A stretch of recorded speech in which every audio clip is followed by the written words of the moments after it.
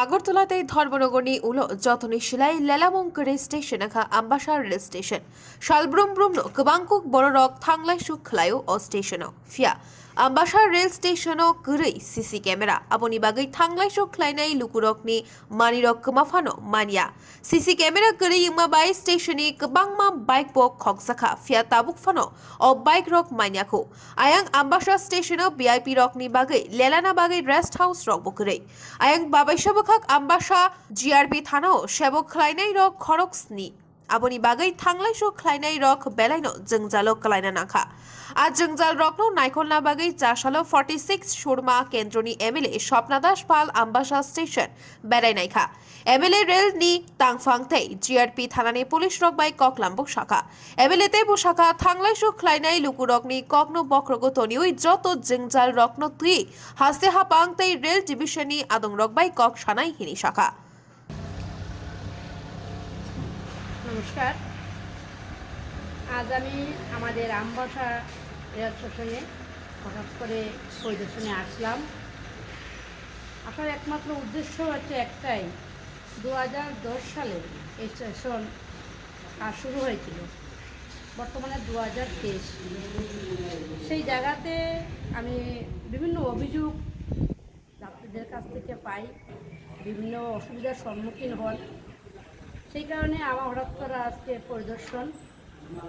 আজকে যেহেতু আমাদের ধলাই জেলা একটা প্রত্যন্ত এলাকা, অনেক জায়গা থেকে লোক আসতে অনেক দেরি হয়, টিকিট অনেকে না কেটে ট্রেনে উঠে যান, ট্রেনে উঠলে পর অনেক সময় ওদের ফাইন করতে হয়। কিন্তু সেই যে সমস্যাটা কিসের জন্য হচ্ছিল, তার জন্যই আমি এসে দেখলাম যে আমাদের এই স্টেশনে মাত্র টিকিট কাউন্টার একটি রয়েছে। একটি টিকিট কাউন্টারের কারণে অনেক যাত্রীদের টিকিট নিতে অসুবিধা হচ্ছে।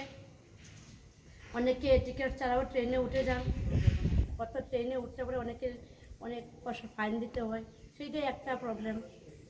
একটা রয়েছে রিজার্ভেশনের প্রবলেম। অনেকে বলেন যে রিজার্ভেশন নাকি কেন হচ্ছে না। তো সেই বিষয়গুলো যখন আমি জানতে পারলাম যে রিজার্ভেশনও হচ্ছে, নির্দিষ্ট একটা সময়ের মধ্যে রিজার্ভেশন হচ্ছে, সকাল 9:30 থেকে 2টা পর্যন্ত।